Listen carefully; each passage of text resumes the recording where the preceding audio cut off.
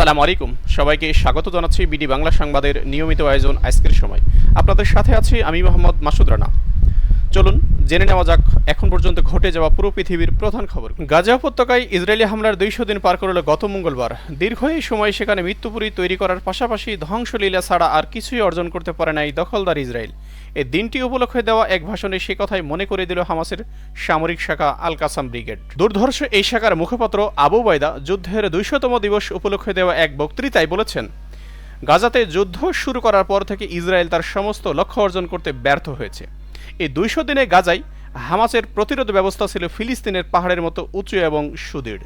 আবু বাইদা আরও বলেন, গাজায় 200 দিনে ধ্বংসযজ্ঞ ছাড়া ইহুদিবাদী সন্ত্রাসীদের অবৈধ রাষ্ট্র ইসরায়েল কিছুই অর্জন করতে পারেনি। শত্রুরা এখন জটিল পরিস্থিতির মুখোমুখি। তারা গাজা উপত্যকার বালুতে আটকে পড়েছে। তারা লজ্জা ও পরাজয় ছাড়া আর কিছুই পাবে না। তিনি আরও বলেন, আমাদের ভূমিতে যতদিন দখলদারদের আগ্রাসন চলবে ততদিন আমরা আমাদের প্রতিরোধ এবং হামলা একসঙ্গে চালিয়ে যাব। ইসরায়েল বিশ্বকে বোঝাতে চেয়েছে তারা প্রতিরোধ বাহিনীকে শেষ করে দিয়েছে। আসলে সেটা মিথ্যা। গেল 200 দিনে গণহত্যা, ধ্বংস এবং হত্যা ছাড়া আর কোনো কিছুই অর্জন করতে পারেনি ইসরায়েলি বাহিনী।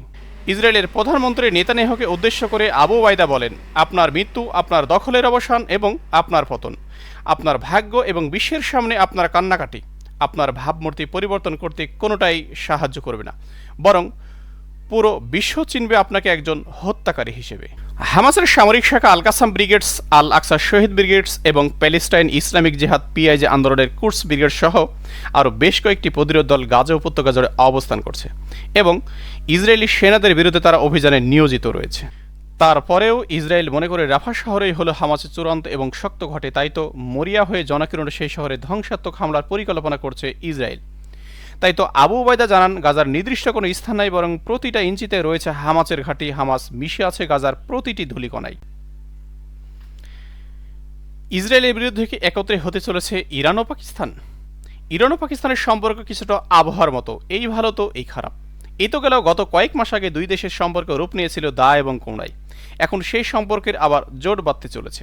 তাই তো ইসরায়েলের সঙ্গে যুদ্ধের মধ্যে পাকিস্তানে গেলেন ইরানি প্রেসিডেন্ট ইব্রাহিম রাইসি। তাহলে পরমাণু শক্তিধর পাকিস্তানকে সাথে নিয়ে কোন পথে হাঁটতে চাইছে ইরান? পাকিস্তান এবং ইরানের ঐতিহাসিক যেমন বৈরিতা রয়েছে, তেমনি রয়েছে মিত্রতাও। পাকিস্তানের সাবেক প্রধানমন্ত্রী ইমরান খান তেহরানের সঙ্গে সম্পর্ক উন্নয়নের উদ্যোগ নিয়েছিলেন এবং তার সময় দুই দেশের মধ্যে কূটনীতিক সম্পর্কের কিছুটা উন্নতি হয়েছিল।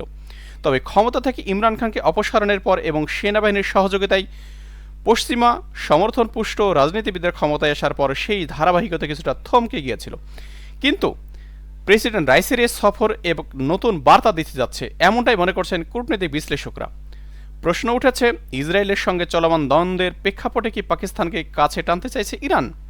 ইসলামাবাদ বলছে, দ্বিপাক্ষীয় সম্পর্ক উন্নয়নের দুই রাষ্ট্রনেতার মধ্যে এক কার্যকর আলোচনা হয়েছে। বাণিজ্য যোগাযোগ ছাড়া সন্ত্রাসবাদ মোকাবেলায় দুই দেশ একসঙ্গে কাজ করার মত পোষণ করেছেন। বরাবরই পাকিস্তান যুক্তরাষ্ট্র এবং সৌদি আরবের সঙ্গে কৌশলগত সুসম্পর্ক বজায় রেখে চলে। এতে আঞ্চলিক এবং আন্তর্জাতিক বিষয়ে পাকিস্তান এবং ইরানের অবস্থানের মধ্যে কিছুটা পার্থক্য দেখা যায়, কারণ সৌদি আরব এবং পাকিস্তানের মধ্যে সবসময় ঘনিষ্ঠ সম্পর্ক রয়েছে, কিন্তু ইরান সৌদি আরবকে কখনো ভালো বন্ধু মনে করে না। তাই তো রাইসির সফর শুধু বাণিজ্য এবং যোগাযোগের ক্ষেত্রে সীমাবদ্ধ থাকবে এমনটা মনে করা যাচ্ছে না। রাইসির সফর ইরানের তথা দেশটির সামরিক নেতৃত্ব সমর্থন সুরক্ষিত করার একটি প্রচেষ্টা মাত্র, কারণ দেশটি সম্প্রতি ইসরায়েলের সঙ্গে একটি বিপজ্জনক সংঘাতে জড়িয়েছে। বিশ্লেষকরা বলছেন, যেহেতু ফিলিস্তিন প্রশ্নে ইরান এবং পাকিস্তানের একই নীতিতে বিশ্বাসী, তাই সীমান্ত সংঘাত বলে অন্তত ইসরায়েল ইস্যুতে অবস্থান একই থাকছে তেহরান এবং ইসলামাবাদের। এখানে বলে রাখা ভালো, পাকিস্তান অন্যতম পরমাণু শক্তিধর একটি দেশ, আর তেহরানের চিন্তায় রয়েছে সেই সমীকরণ। ঐতিহাসিকভাবে পাকিস্তান ও ইরানের মধ্যকার সম্পর্কের দুঃসময় এবং সুসময় উভয়টি ছিল। পাকিস্তান জন্ম হওয়ার পর থেকে দুই দেশ সম্পর্ক বজায় রেখে চলে। তবে 1979 সালে ইরান বিপ্লব এবং পাকিস্তানি ওয়াহাবি ধারার ইসলামী চর্চা বাড়তে থাকলে ইরান ও পাকিস্তানের মধ্যে অবিশ্বাস বাড়তে থাকে। এরপর নানা সময় নানা ইস্যুতে তেহরান এবং ইসলামাবাদের মধ্যে টানাপড়ন চলে আসছে। সীমান্তে জঙ্গি তৎপরতা নিয়ে দুই দেশ পরস্পরকে দোষারোপ করে আসছে। আমেরিকার সঙ্গে পাকিস্তানের সখ্যতার বিষয়টিও তেহরানের জন্য অস্বস্তির। তারপরও দুই দেশের মধ্যে কখনো দ্বন্দ্ব দেখা যায়নি। এবারের পাকিস্তান সফর নিয়ে ইরানি প্রেসিডেন্ট ইব্রাহিম রাইসি বলেছেন, পাকিস্তানের সঙ্গে তার দেশে রয়েছে একটি অবিচ্ছেদ্য সম্পর্ক। এবং সকল ক্ষেত্রে দুই দেশ সম্পর্ক আরও শক্তিশালী করতে বদ্ধপরিকর। সোমবার ইসলামাবাদে এক যৌথ সংবাদ সম্মেলনে তিনি এইসব কথা বলেন।